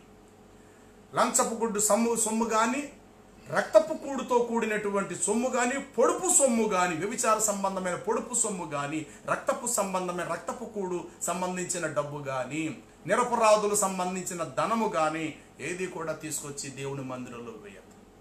ఒకటి సారా వ్యాపారం చేస్తుంటాడు, ఏమంటే సారా తాగివాడు పక్కన చచ్చేవాడు చచ్చిపోతూ ఉన్నారు. కనీసం సారా తాగేవాడేమో భార్యకు బిడ్డలు కూడెట్టడు, ఆడు కడుపే దేవుడు అన్నట్లుగా కడుపు సారా తాగుతుంటాడు. అలాంటి వాడికి సారా పోస్తూ ఉంటారు. ఆదివారం పూట మందిరానికి వచ్చి కానుకలు వేస్తుంటారు. మరి ఖండించద్దండి, ఈ వ్యాపారం చేయడానికి వీల్లేదు. ఈ వ్యాపారం చేస్తే మీరు మందిరానికి రావద్దు, పోండి విగ్రహారాధన చేసుకుని పోండి, శాశ్వతంగా నరకానికి పోతారు ఏదో రోజు. కాబట్టి నా దేవుని దగ్గరికి వస్తే మాత్రం మీరు ఇలా జీవించాలి, ఇది కరెక్ట్ అని ఆ మాత్రం చెప్పొద్దండి. అంటే కానుకలు ఇస్తే సరిపోయిందా? ఈనాడు సేవకులు అలాగే బయలుదేరు. ఎవడైతే ఎక్కువ రూపాయలు డబ్బులు కానుకలు ఇస్తారో వాళ్ళ ఫోటోలు పక్కన తీసుకోవటం, ఏమంటే వాళ్ళని సెల్ఫీలు తీసుకోవటాలు, వాళ్ళ కోసం పెద్ద గొప్పగా చెప్పటాలు, ఏమంటే ఎన్ని పనులు ఎవరు చేస్తారంటే నిజంగా దేవుని ఆత్మ కలిగి ఉన్నవాడైతే ఇలాంటి పిచ్చి పనులు చేయడు. దేవుని ఆత్మ కలిగిన వాడు నమ్రతంగానే ఉంటాడు, ఖండించే విషయాలు ఖండిస్తాడు, బుద్ధి చెప్పే విషయాలు బుద్ధి చెప్తాడు, దేవుని కొరకు రోషంగా బ్రతుకుతాడు, ఉన్నదా తింటాడు లేదా మంచినీళ్ళు తాగినా బతుకుతాడు, పచ్చడి మెతుకులను తింటాడు తప్ప ఎవడి వైపు ఆ చేయి చాసుకొని మీరు నాకు పెట్టండి, మీరు పెట్టకపోతే నాకు దిక్కే లేదని చెప్పేసి తెల్లారితే ఏ కొంప దొరుకుతుందా, ఏ కొంపకి వెళ్ళి 4 మాటలు ఇక పొగిడితే 4 రూపాయల డబ్బులు దొరుకుతాయని సోది చెప్పడానికి సంచి భుజాన్ని వేసుకుని ఎవడు వెళ్ళాడు నిజమైన సేవకుడు. కాబట్టి ఇక్కడ ఏం చెప్తున్నాడు తెలుసా దేవుడు? ఇక్కడ మరొకసారి ఆ యొక్క కింద మాటల్లోకి మనం వెళితే అక్కడ ఇలా రాయబడి ఉంటుంది. 25 వచనం చూద్దాం. 25 వచనం కానించి కలకంటిని అని చెప్పొచ్చు, నా నామమున అబద్ధములను ప్రకటించు ప్రవక్తలకు పలికిన మాటలు. ఏమండి కలకంటిని ఏమండి కలలన్నీ నిజమేనా? కలలన్నీ నిజమేనా? నా కలలో దేవుడు మీరు BMW కారు కొనుక్కున్న దేవుడు నాకు చూపించండి, ఏంటా మాట? అంటే కళ దేనికి? అది దైవ సంబంధం అయితే, సంఘక్షేమాభివృద్ధి కొరకైతే, ఒక ఆత్మ ఒక పాపి నశించిపోతున్నాడు, రేపు వెళ్ళి వాడికి నువ్వు సువార్త పని విషయంలో దేవుడు కలలో మాట్లాడచ్చు. ఆ వ్యక్తిని, ఆ కుటుంబాన్ని దేవుడు నీకు చూపించవచ్చు. ఆ కుటుంబం త్వరలో రక్షణ పొంది ఆ ఇంట్లో నుండి గొప్ప గొప్ప ప్రవక్తలు లాంటి వాడిని నేను ఎన్నుకోబోతున్నాను, కాబట్టి మొదటగా వీళ్ళు ఆ కుటుంబానికి రక్షణ వాక్యం నువ్వు చెప్పాలని చెప్పి కలలో దేవుడు ఆ కుటుంబం నశించిపోతున్న విషయంలో దేవుడు చూపించవచ్చు. కానీ BMW కారు కొనుక్కున్నట్లు దేవుడు నాకు చూపించాడు. మీ పాపను పెద్దగా మీరు పెళ్లి చేస్తున్నారు, మీ అబ్బాయిని విదేశాల్లో చదివించేస్తున్నారు, మీరు పెద్ద బిల్డింగ్ కొనేశారు, 100 ఎకరాల కొబ్బరి తోట మీరు కొనేసినట్లు దేవుడు నాకు చూపించేశాడు అంటే ఏంటండి ఈ మాటలన్నీ కూడా? అంటే కేవలం ఈనాడు 4 రూపాయల డబ్బులు సంపాదించే పనులు సేవకులు చేస్తున్నటువంటి క్రీస్తు సంఘములో భయంకరమైన కుట్ర. కాబట్టి ఈనాడు చాలా చోట్ల ఈ భాషలు, కేకలు, అరుపులు, రంకెలు, దర్శనాలు, కలలని చెప్పి క్రీస్తు సంఘాన్ని పాడు చేసేటువంటి సేవకులు చాలా మంది బయలుదేరారు. దర్శనం దేనికండి? ఒక నిజం కొరకు, ఒక వాస్తవం కొరకు. ఏమంటే ఇప్పుడు బయట ఉన్నవాటి అన్యజనులకి ఏ దర్శనం కలిగిన వాళ్ళు పెళ్లిళ్ళు అవుతున్నాయండి. వాళ్ళకి మీ ఇంట్లో నాకు దేవుడు చూపించాడు, నాకు దర్శనం ఇచ్చాడు, రేపు వచ్చే సంవత్సరంలో మీ బాబుకు పెళ్ళైపోద్ది అంటే దర్శనం ఇస్తేనేనా పెళ్ళయ్యేది? ఏ బయట ముస్లింలకు, విగ్రహారాధులకి, అన్యజనులకి, నాస్తికులకు పెళ్ళిళ్ళు అవ్వట్లేదండి వాళ్ళకి. అసలు దేవుడు అంటే ఇష్టపడలేని ప్రభు దగ్గర రాలేని వాడికి పెళ్ళిళ్ళు అవ్వట్లేదా? ఇల్లు కట్టుకుంటారు కదా. వాడికి ఎవరు ప్రవచనాలు చెప్పేశారు? అది ప్రవచనం ఏదైనా చెప్పాలంటే సంఘక్షేమాభివృద్ధి కొరకే తప్ప నువ్వు ఇల్లు కట్టుకుంటావు అనేది ప్రవచనం కాదు. నువ్వు చెప్పినా చెప్పపోయినా ఇల్లు కట్టుకొని దేవుడు నిర్ణయిస్తే అలాగే కట్టుకుంటాడు, కట్టుకోపోవచ్చు. అలా అని చెప్పి భూమి మీద అందరికి ఇల్లులే ఉన్నాయా? అందరికి సొంత ఉద్యోగాలే ఉన్నాయా? ఏమన్నా అందరికి పిల్లలే పుట్టేస్తున్నారు? గొడ్రాండులు లేరా భూమి మీద? కేవలం అందరు పంటలే పండేస్తాయా? కొందరు రైతుల పంటలు నష్టపోవటం లేదా? కాబట్టి ఈనాడు చాలా వరకు సంఘాల్లో జరిగేటువంటి కుయుక్తి పనులు. తర్వాత కింద వచనంలోకి వెళ్తే ఏం రాయబడిందంటే అక్కడ కలకంటిని చెప్పుచు నా నామమున అబద్ధములు ప్రకటించు ప్రవక్తలు పలికిన మాటలు నేను విని ఉన్నాను. ఇక నేను ఎప్పటికీ తమ హృదయ కాపట్యమును బట్టి అబద్ధములు ప్రకటించు ప్రవక్తలు దీన్ని ఆలోచింపరా, బయలను పూజింపవలనని తమ పితరులు నా నామమున మరచున్నట్లు వీరందరూ తమ పొరుగు వానితో చెప్పు కలల చేత నా జనులను నా నామమును మరచున్నట్లు చేయవలనని యోచించుచున్నారా? కల కనిన ప్రవక్త ఆ కలను చెప్పవలెను. నా వాక్కు ఎవడికైతే ఉండునో వాడు సత్యమును బట్టి నా మాట చెప్పవలెను. ధాన్యమునకు చెత్తకు ఏమి సంబంధం? చీకటికి వెలుగు ఏమి పుత్తో?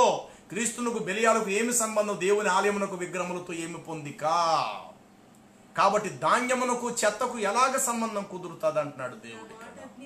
నా మాట అగ్ని వంటిది, నా వాక్కు ఎవనికి ఉండునో వాడే దైవము, దేవుని వాక్యం ఎవని యొద్దకు వచ్చిన వారే దైవములని మీతో చెప్పి తిని. కాబట్టి ప్రియులారా, ₹4 డబ్బుల కోసం దొంగ ప్రవచనాలు చెప్పటాలు, ₹4 డబ్బుల కోసము కచ్చీబులు, ఇది అద్భుతము, ఇది ప్రార్థన కచ్చీబు, ఈ కచ్చీబు నీ కడుపు మీద వేసుకుంటే నీకు గర్భం వచ్చేస్తుంది, ఈ కచ్చీబు తీసుకెళ్ళి నీ ఒంటి మీద వేసుకుంటే నీ క్యాన్సర్ జబ్బు పోతుంది. ఏమంటే ఒకడు విచిత్రమైన ఉన్నాడు, ఏమంటే ఆ బోడి తల మీద చేసి ప్రార్థన చేస్తే ఎంట్రుకులు మూలుస్తాయట. ఏంటి అంత అవసరం? ఎంట్రుకులు లేకపోతాడు మనిషి కాడా? బోడి తల ఉంటే మాత్రమో వాడికి రావాల్సిన జీతం అయినా తక్కువ ఇస్తుందా గవర్నమెంట్ ఏమైనా? ఇదిగో మొన్నటిదాకా నీకు ఎంట్రుకులు ఉన్నాయి, నెలకి నీకు 50,000 జీతం ఇచ్చాను, ఇప్పుడు నీకు తల మీద ఎంట్రుకులు లేవు, బోడి తల అయిపోయింది కాబట్టి 25,000 శాలరీ ఇస్తానంటదా గవర్నమెంట్ ఏమైనా? ఇప్పుడు ఎంట్రుకులు అంత అవసరం అండి? ఒక పిచ్చి సేవకుడు మనం చూస్తుంటాం, ఏమంటే మా దగ్గరికి వస్తే బోడి తలతో ఉన్న వారు కూడా ప్రార్థన చేస్తే వెంట్రుకలు మొలుస్తాయి. ఏమంటే ఇలాంటి తొక్కలగాళ్ళు, ఇలాంటి చెత్తగాళ్ళు అందరూ కూడా ఈనాడు సంఘాల్లో బయలుదేరారండి. ఈనాడు బయలుదేరారు.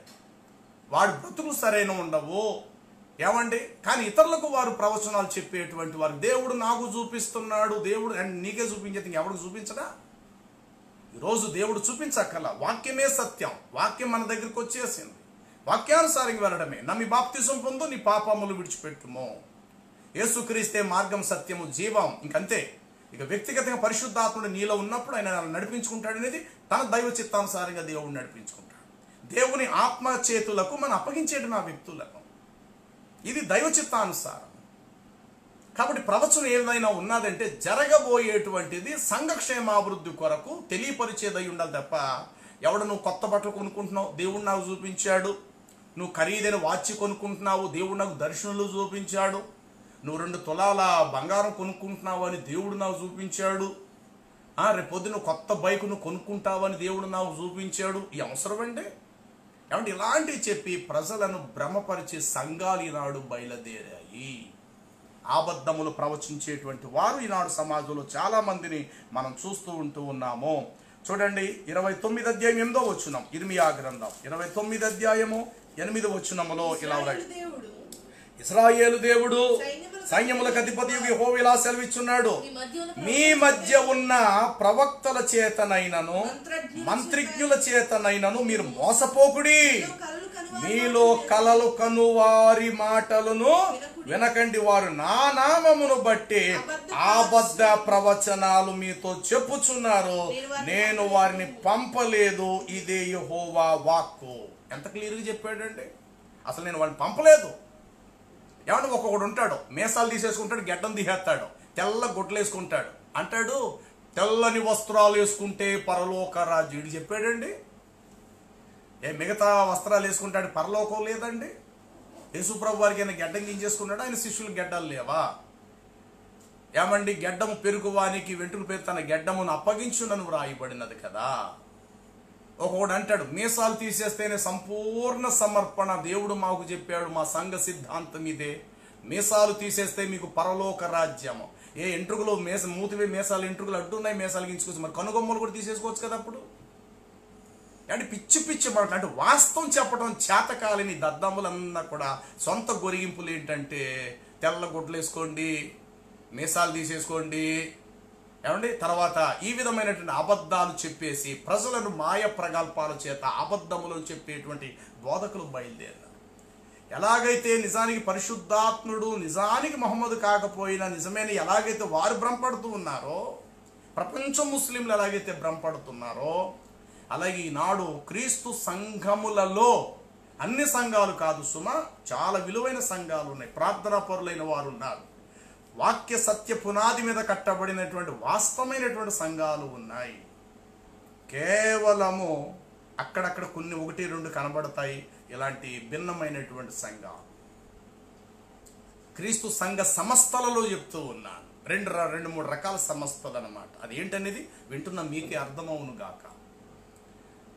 భాషలే మాట్లాడాలి, అరుపులే అరవాలి, పరిశుద్ధాత్మ పొందుకుంటే మీరు భాషలే మాట్లాడాలి, అదేం మాట? అంటే పరిశుద్ధాత్మ పొందుకుంటే మరి మిగతా 9 వరాల్లో 8 ఎక్కడికి వెళ్ళిపోతున్నాయి? 9 వరాలలో ఒక వరము భాషలు మాట్లాడే వరమే ఒకటైతే అందరూ భాషలే పొందితే మరి హెచ్చరించేవాడు ఎక్కడ పోయాడు? మరి సంఘంలో బయలుదేరద్దా? బోధించువాడేడి? వివేచన వరం గలవాడేడి? అద్భుతములు చేయవాడేడు. ఇంక అందులో అందరు భాషనే మాట్లాడితే కేవలం మరి మిగతా వాడి సంగతి ఏమిటి? అంటే మిగతా 8 వరాలు పక్కన పెట్టేద్దామా 9 వరాల్లోనండి? కాబట్టి ఈనాడు ఎలా ఉన్నారు అంటే ఇక్కడ దేవుడు ఇర్మీయా గ్రంథంలో దేవుడు తెలియపరచాడు 8వ వచనంలో, సైన్యములకు అధిపతి యెహోవా సెలవిచ్చినది ఏమనగా, మీ మధ్యనున్న ప్రవక్తల చేతనైనను మంత్రిజ్ఞుల చేతనైనను మీరు మోసపోకండి. మీలో కలలు కను వారి మాటలు కనీసం నమ్మకండి. ఎందుకంటే వారి నానామమును బట్టే అబద్ధ ప్రవచనాలు మీతో చెప్పుచున్నారు. ప్రవచనం ఏదైనా ఉందంటే అది సంఘ క్షేమాభివృద్ధి కోసమే. నువ్వు ఇల్లు కట్టుకుంటావు, దేవుడు నాకు చూపించండి ప్రవచనం చెప్తున్నాను, నువ్వు తెల్లని ఆకారంలో బిడ్డను కంటావు. ఏ తెల్లాకారం అయితే నల్లాకారం అయితే ఏంటి, ఆడబిడ్డ అయితే ఏంటి, మగబిడ్డ అయితే ఏంటి, మనుషులు కారండి. దేవుడు నాకు చూపించాడు, పైన నువ్వు స్లాప్ అయిపోతున్నావు. దేవుడు నాకు చెప్తున్నాడు, బిడ్డ ఇది ఈ సంస్థలను ఇది చేయబోతున్నావు అంటే ఏంటండి ఈ మాటలన్నీ కూడా? 100% సత్యము చెప్పటం చేతకాక సొంత కల్పించబడిన ఉపదేశాలను వెతుక్కుంటూ ప్రజలకు హితోపదేశాలుగా బోధించేవారు. దేవుని వాక్యం కాకుండా మనుషులు సొంతంగా కల్పించిన మాటల్ని దైవోపదేశాలుగా ఇతరులకు వారు బోధించటము. ఒకడు అంటాడు, మా సంఘానికి వస్తేనే మీరు ఎత్తబడతారు. మిగతా సంఘాల్లో ఉంటే ఎత్తబడరా? మరి నీ సంఘం ఎప్పుడు వచ్చింది భూమి మీద? క్రీస్తు కాలంలో ఉందా నీ సంఘం? 2000 సంవత్సరాల క్రితం సంఘం ఉందా నీది? నీ సంఘం ఎంత లేదంటే ఒక 50 ఏళ్ళు అయిందో, 25 ఏళ్ళు అయిందో, 30 ఏళ్ళు అయిందేమో నీ సంఘం కొత్తగా స్టార్ట్ చేసి. నీ సంఘాలు కొన్ని ఉంటే ఉండొచ్చు. మా సంఘమే పరలోకానికి ఎత్తబడతాదంటే నీ సంఘం భూమి మీద కొత్తగా కట్టబడి ఒక 30 ఏళ్ళు అయిందేమో నీ సంఘానికి చరిత్ర. మరి 2000 సంవత్సరాల క్రితం ఉన్న సంఘాలని నరకని పోవలసిందేనా? ఒకవాడు అంటాడు, మా సంఘంలోనికి వచ్చిన వారికి నిత్య జీవం. నువ్వేనా ఒక బాండ్ రాయించుకొచ్చావా పరలోకం నుండి? నీ సంఘంలోకి వచ్చిన సభ్యులకు మాత్రమే పరలోకం ఇవ్వు ప్రభా, మిగతా వారికి అయితే పరలోకం మీరు ఇవ్వకండి ప్రభా. నువ్వేనా దేవుడి దగ్గర ఒక బాండ్ రాయించుకొని నువ్వేనా దేవుడితో పోట్లాడి దేవుడి దగ్గర గెలిచి నువ్వేనా వచ్చేవా భూమి మీదకే? మా సంఘంలో ఉంటేనే పరలోకము, మా బోధ వింటేనే నీ పరలోకం. నీ బోధ వింటే కాదు పరలోకం, యేసు ప్రభు వారి బోధ వింటేనే పరలోకం. నీ సంఘానికి వస్తే పరలోకం కాదు, క్రీస్తు పాదాలను సంపూర్ణంగా ఆశ్రయిస్తేనే వాడికి పరలోకం అని చెప్పండి. ఎక్కడిద్దరు ముగ్గురు ఉన్నా, అది ఏ సంఘమైనా ఎక్కడున్నా సరే, సత్యవాక్యం ఎక్కడైతే చెప్పబడతాదో, నిజమైనటువంటి దేవుని సత్య సువార్త, సిలువను గురించిన రక్షణ వార్త ఏ సంఘములో చెప్పబడుతుందో, ఎక్కడైతే ఖండించి బుద్ధి చెప్పి హెచ్చరించి సరిచేసే విధానం ఎక్కడైతే ఉంటుందో, ఏదో 4 మంది ప్రజలు ఎక్కువగా రావాలని చెప్పి ప్రజలను ఖండించటం అని వారు ఏదో సబ్బు రాసినట్లు మెరుగు పెట్టినట్లుగా పైపైనే బోధిస్తూ సత్యాన్ని చెప్పకుండా విడిచిపెట్టేస్తే గనుక దయచేసి అది దేవుని వాక్యం అని అనిపించుకోదు, నిజమైనటువంటి దేవుని సంఘం అని కూడా అది అనిపించుకోదన్న మాట సత్యంగా మనం గ్రహించాలి. చూడండి, మరో సందర్భములో దేవుడి మాట చెప్పాడు. ఇర్మీయా గ్రంథము 6వ అధ్యాయము 14వ వచనములో ఎలాగంటాడు, సమాధానమేమియు లేని సమయములో సమాధానం అని చెప్పి నా ప్రజలకున్న గాయములను వారు పైనే బాగు చేయుచున్నారు. అంటే లోతుగా వెళ్ళరు, లోతుగా వెళ్ళి వారి గాయాలను కట్టరు. పైపైనే మేకప్, పైపైన అడావుడి. ఒకటి సంఘాల్లో రంకులేటు, ఒకడేదో భాషలు అనుకుని అటు నుంచి ఇటు పరుగులెత్తేటాలు. ఏమన్నాడు, భాషలో మాట్లాడితే ఖచ్చితంగా పరలోకం అనేను ఉన్నదా? ఏ భాషలు లేకుండా తన పరిశుద్ధతను కాపాడుకుంటూ కన్నీటి ప్రార్థనాపరుడై మోకాళ్ళ జీవితం గలవాడే క్రీస్తు చెప్పిన వాక్యం అనే సత్యం అనే పునాది మీద కట్టబడతాడు. పరలోకం లేదండి. పరిశుద్ధాత్మను పొందుకుంటే, పరిశుద్ధాత్మ అల్ల ఉన్నాడంటే కేవలం భాషలు మాట్లాడితేనేటండి పరలోకము? అంటే భాషలు మాట్లాడితేనా పరిశుద్ధాత్మను మనం పొందుకోవటము? ఈనాడు చాలా సందర్భాల్లో మనం చూస్తూ ఉంటున్నాము, సంఘాల్లో అజ్ఞాన పరిస్థితితో చాలా మంది బయలుదేరుతూ ఉన్నారు. కాబట్టి ఇక్కడ దేవుడు చెప్పాడు, యెహెజ్కేలు మనం చదువుకున్న 13వ అధ్యాయంలో ఏమంటానంటే, వారు మట్టి గోడకు గచ్చిపోత పూయగా మీరు వెళ్ళి ఆ గచ్చిపోతే స్టాండర్డ్ అయిన పర్వతాలు వంటి గోడ అనుకొని మీరు ప్రార్థన చేయగా అది గాలి చేత తుఫాను చేత అది కూలిపోవును అన్న మాట చూడండి. అక్కడ 10వ వచనం అనుకుంటా అక్కడ రాయబడినది. 13వ అధ్యాయం యెహెజ్కేలు 10వ వచనము, సమాధానం ఏమీ లేని సమయమున వారు సమాధానం అని చెప్పుచు నా జనులను వారు మోసము చేయుచున్నారు. నా జనులు మట్టి గోడకు కట్టగా వారు వచ్చి దాని మీద గచ్చుపోతను పూస్తున్నారు. ఇందువలననే పూయిచున్న వారికి మీరిట్లు చెప్పము, వర్షము ప్రవాహముగా కురియును, వడగండ్లు పడును, తుఫాను ఆ గోడను పడగొట్టగా అది పడిపోవును. ప్రభుదే చెప్పాడు, ఇసుక మీద మట్టి మీద కట్టబడిన ఇల్లు, ఇసుక మీద కట్టబడిన ఇల్లు, బండ మీద కట్టబడిన ఇల్లు. ప్రభు చెప్తే, నా మాటలు విని వాటి చెప్పు చే ప్రతి మనుషుడు బండ మీద తన ఇల్లును కట్టుకున్న బుద్ధిమంతుని పోలి ఉండును. వాన కురియును, గాలి వీచును, వరదలు వచ్చి ఆ ఇంటిని కొట్టును, కానీ ఎంత మాత్రం పడిపోదని మీతో నిశ్చయముగా చెప్పుచున్నాను. మరి ఈ నా మాటలు విని వాటి చొప్పున చేయలేని ప్రతి మనుషుడు కేవలం ఇసుక మీద కట్టుకున్న బుద్ధిహీనుని పోలి ఉండును. వాన కురియును, వరదలు వచ్చి గాలి వచ్చి ఆ ఇంటిని కొట్టును, అది త్వరగా పడిపోనని మీతో చెప్పుచున్నాను అన్నాడు ప్రభు. ఇక్కడ దేవుడు అదే మాట చెప్పాడు. మట్టి గోడకు గచ్చిపోతంటే వేషధారణ, ఏదో ఉన్నది అన్నట్లుగా, పైకి సమానంగా ఉన్నది అన్నట్లు గచ్చిపోత పోయి లోపలంతా ఏంటంటే కేవలం గొల్ల, లోపలంతా కేవలం మట్టి మట్టి మట్టి. సంపూర్ణమైన విశ్వాసం అనే వాక్య సత్యం అనే పునాది వారిలో లేదు, కేవలం మట్టితో కట్టబడిన ఇల్లు.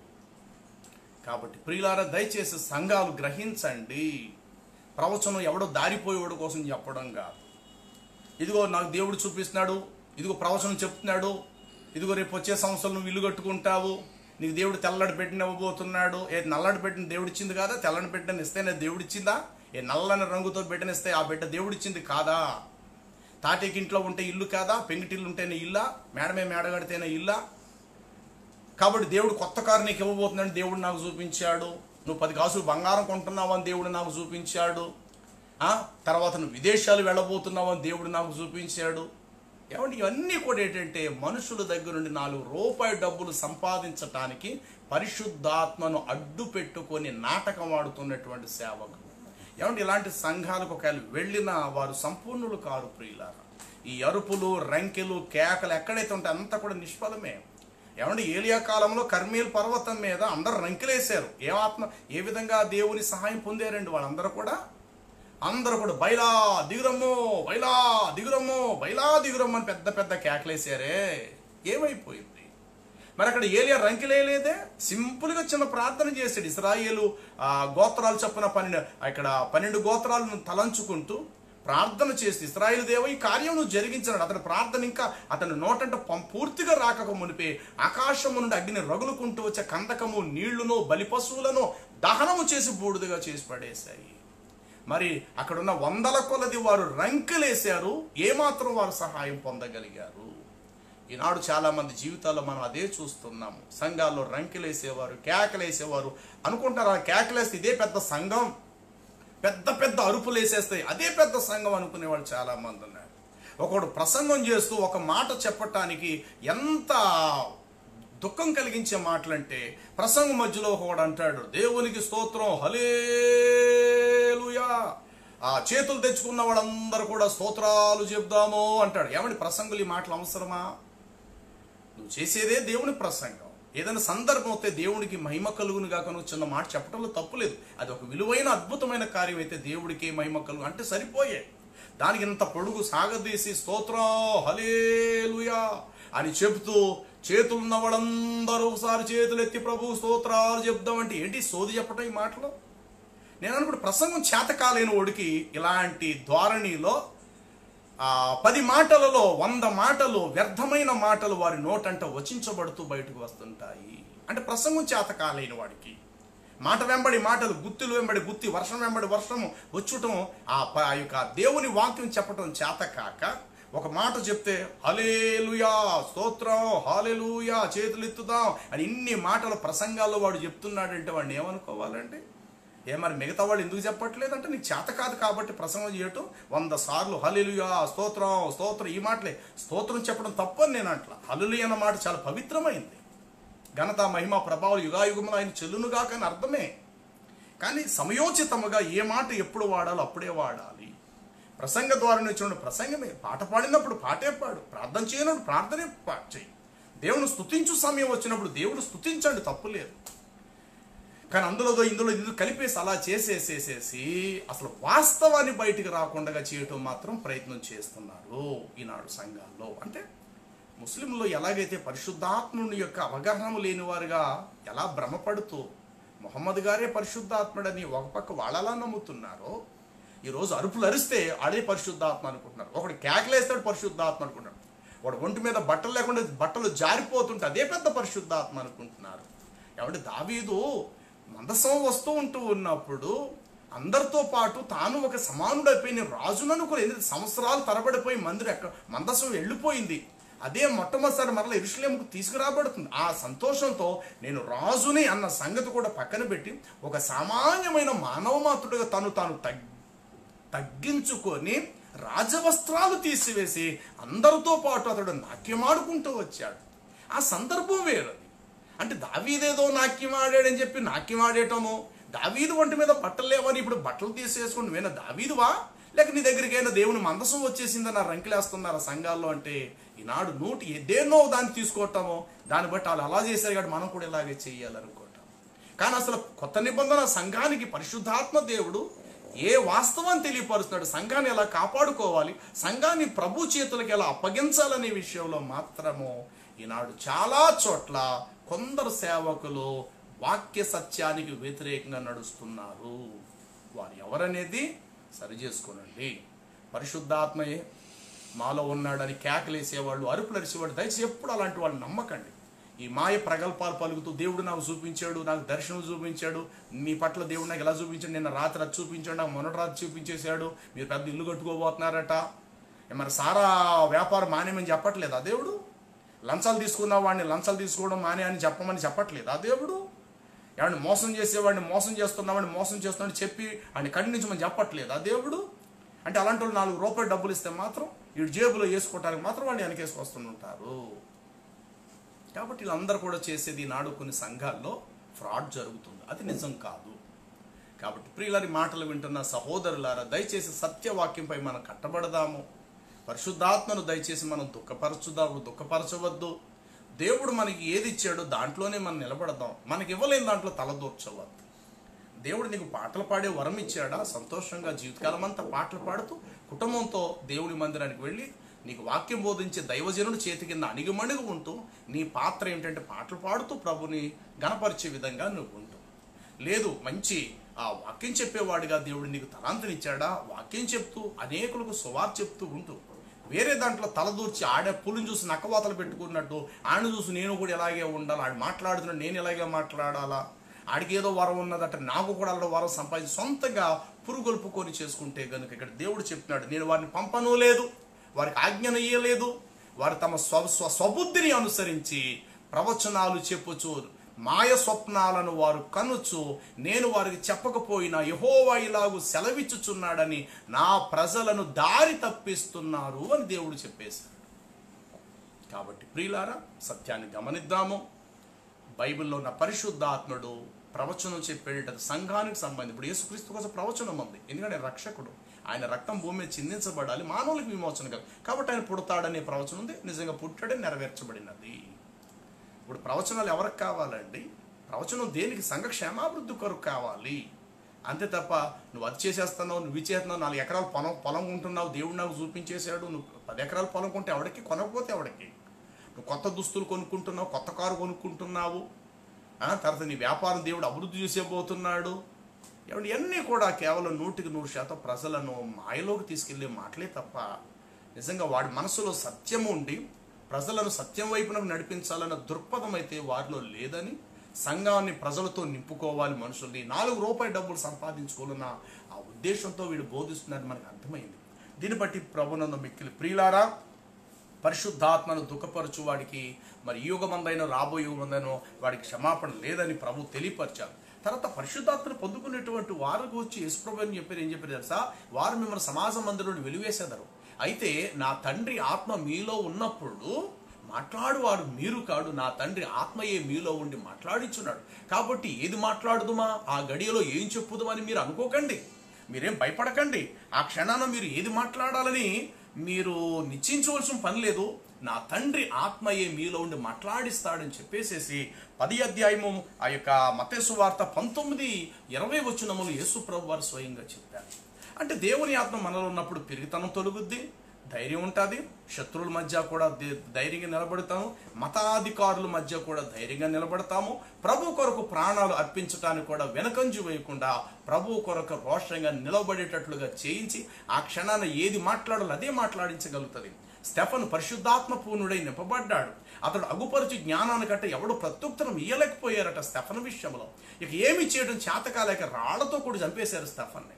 అతడు పరిశుద్ధాత్మతో నింపబడిన వాడై క్రీస్తు గురించి జరిగిన విషయాలన్నీ తెలియపరుస్తూ క్రీస్తు కొరకు చెప్పబడిన పూర్వీకుల చరిత్ర అంతా కూడా ప్రవచనాలన్నీ చెప్తూ వచ్చాడు. పరిశుద్ధాత్మతో నింపబడి ఎవరండి స్టెఫన్ అంటే? సామాన్యంగా రొట్టెలను ఇతరులకు అందించేవాడు, సంఘంలో ఒక సభ్యుడిగా చేరిన ఒక యవనస్తుడు. అలాంటి వాడు దేవుని ఆత్మ పొందుకొని ప్రభు కొరకు రోషంగా జీవించాడండి. అదండి దేవుని ఆత్మతో జరిగించే అద్భుతమైన కార్యాలు. కాబట్టి ముస్లిం సోదరులు తలంచినట్లుగా బైబిల్లో ఉన్న ఆదరణకర్త పరిశుద్ధాత్ముడు మొహమ్మదు కానే కాదని దయచేసి నమ్మండి. బైబిల్లో ఉన్న పరిశుద్ధాత్ముడు దేవుని యొక్క ఏకత్రిత్వములో ఒక భాగమైనటువంటి వాడు. త్రియేక దేవుడైనటువంటి దేవునిలో ఒక భాగము పరిశుద్ధాత్ముడు అనేటువంటి సత్యాన్ని మనం గమనిద్దాం. అందుకు వాక్యము అలాగే బోధిస్తుంది కనుక ఆ పునాదిపై మనం కట్టబడదాం. దేవుడి మాటలు దీవించును గాక.